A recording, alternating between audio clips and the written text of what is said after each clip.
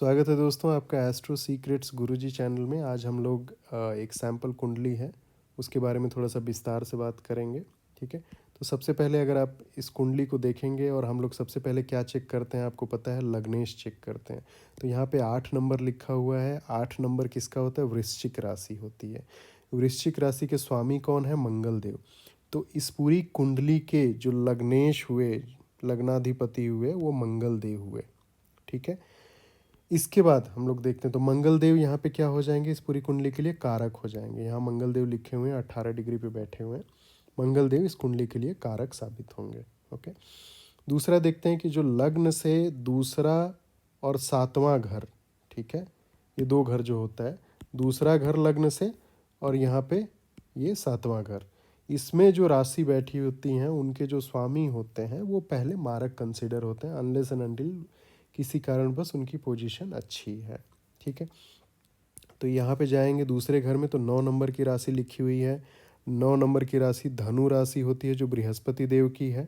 ठीक है, बृहस्पति देव को देखेंगे कि दूसरा घर कौन सा मिला हुआ है, तो दूसरा घर इनको 12 नंबर जो मीन राशि होती है बृहस्पति देव को मिला हुआ है। ठीक है, और बृहस्पति देव खुद केंद्र के घर में बैठे हुए हैं। ठीक है, तो इस प्रकार से अगर देखा जाए तो बृहस्पति देव यहाँ पे पॉजिटिव रिजल्ट देंगे। थोड़ा मिक्स हो सकता है क्योंकि ये रेट्रोग्रेड मोशन में है, तो यहाँ पे थोड़ा सा विंग, रेट्रोग्रेड का मतलब यहाँ पे हिंदी में वक्री होता है, लिखा रहेगा आपकी कुंडली में। अगर वक्री हो गए तो थोड़ा सा रिजल्ट अनएक्सपेक्टेड होने की संभावना होती है। ठीक है, इसके बाद आते हैं 7वें घर की बात करते हैं। 7वें घर में 2 नंबर की राशि लिखी हुई है। 2 नंबर की राशि शुक्र देव की होती है, वृषभ राशि।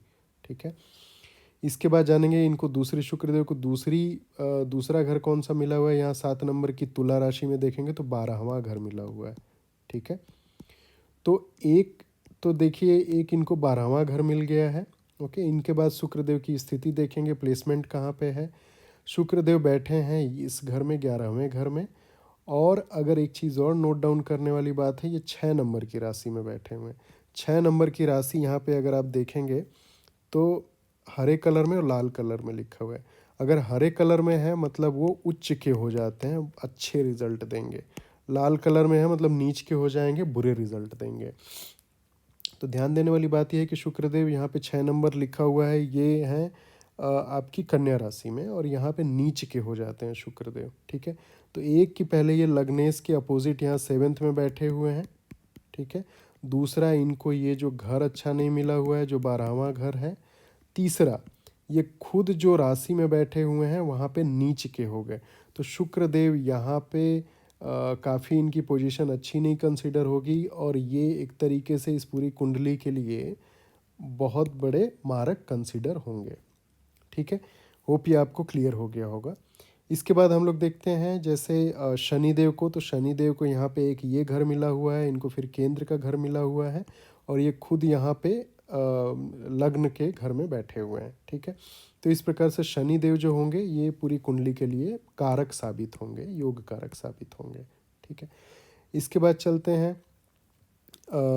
चंद्रदेव देखते हैं हम लोग। तो चंद्रदेव छठे घर में बैठे हुए हैं। अब अगर देखेंगे इनको तो 4 नंबर यहाँ राशि जो है चंद्रदेव की है, कर्क राशि, तो इनको घर तो अच्छा मिला हुआ है, लेकिन चंद्रदेव खुद यहाँ पे 6 नंबर के घर में बैठे हुए हैं। और चूंकि ये 6 नंबर का घर जो, अगर ये चंद्रदेव को अगर ये राशि मिलती या अगर ये राशि मिलती और फिर यहाँ बैठ जाते तो इसमें योग बनने के चांसेस होते हैं।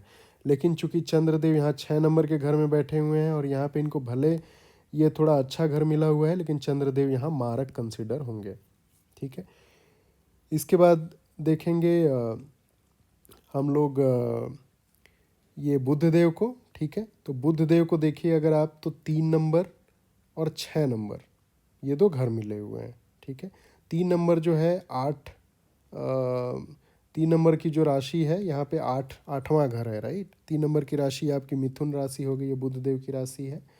घर अच्छा नहीं है यहाँ पे, फिर से ये आप घर अच्छा नहीं कंसिडर कर सकते हैं। हालांकि बुधदेव मूल त्रिकोण में बैठे हैं, लेकिन ये जो बैठे हुए हैं अभी चंद्रदेव के घर में बैठे हुए हैं। ठीक है, तो इस केस में अब बुधदेव अगर देखेंगे आप तो चंद्रदेव के शत्रु कंसिडर होंगे यहाँ पे। तो जो बुधदेव हैं यहाँ पे नेगेटिव रिजल्ट देंगे, मारक साबित होंगे। ठीक है, अब फिर जान लेते हैं सूर्यदेव के बारे में। सूर्यदेव यहाँ पे केंद्र में बैठे हुए हैं, काफ़ी अच्छी पोजीशन है इनकी। सूर्यदेव की राशि होती है सिंह राशि, ये अपनी खुद की राशि में बैठे हुए हैं, तो यहाँ पे सूर्यदेव काफ़ी अच्छा रिजल्ट देंगे इस कुंडली के लिए।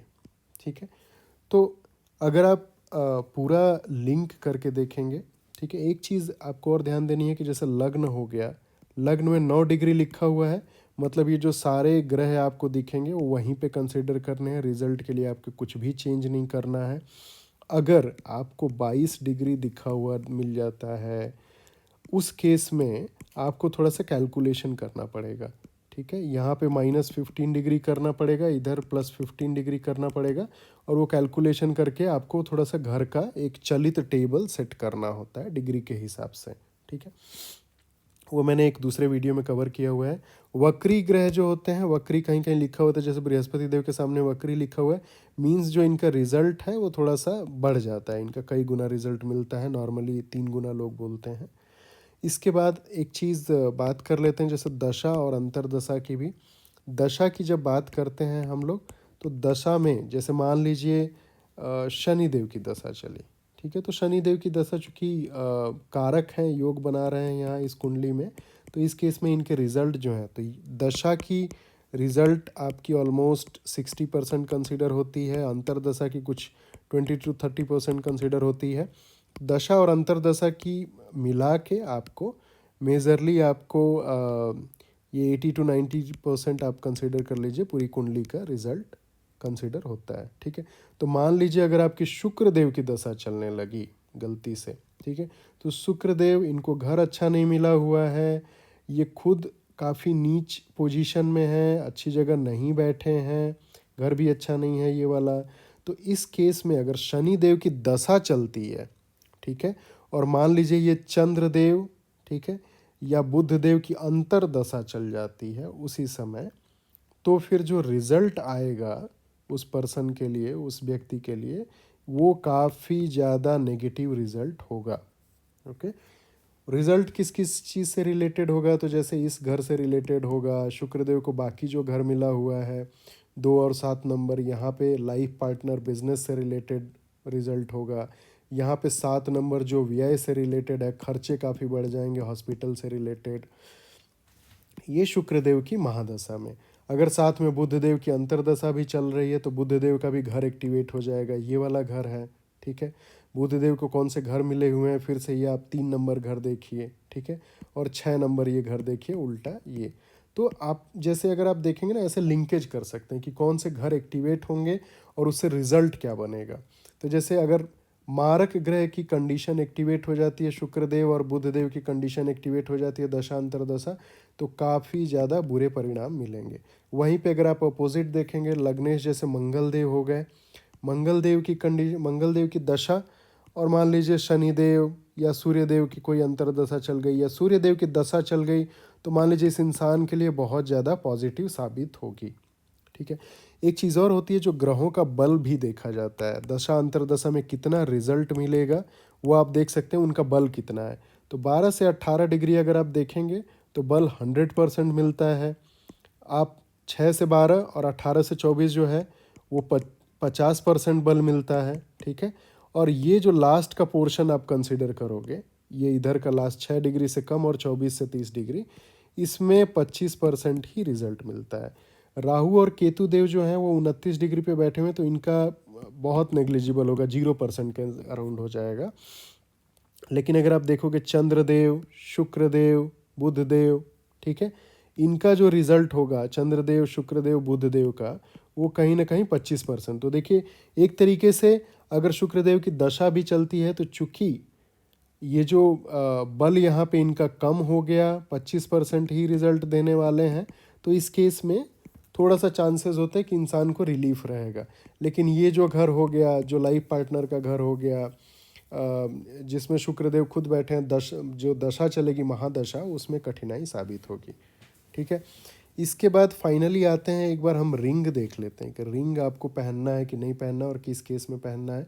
तो आप देखिए, कहीं भी जैसे इस वाला ब्रैकेट, ये वाला जो ब्रैकेट है, अगर इसमें कारक ग्रह बैठे हैं, जैसे सूर्यदेव, शनिदेव हो गए, कारक ग्रह हो गए, ठीक है, तो इनकी रिंग रेकमेंड हो सकती है, और वो जब पहनने के बाद जो डिग्री है वो बढ़ जाएगी।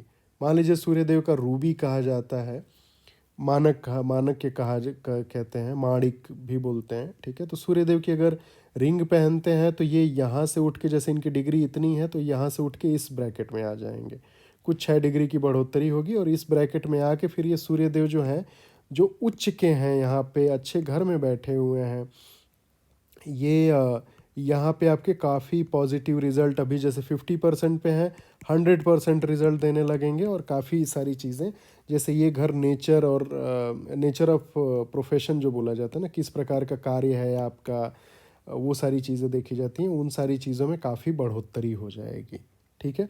इसी तरीके से शनि देव का अगर हम देखेंगे, ठीक है, तो शनि देव की रिंग जो पहनने के बाद यहाँ पे जैसे ये एरिया फिर से एक्टिवेट हो जाएगा, क्योंकि अभी इतना है, 50% अभी रिजल्ट देने वाले ब्रैकेट में है, पहनने के बाद आप 100% वाले ब्रैकेट में आ जाएंगे।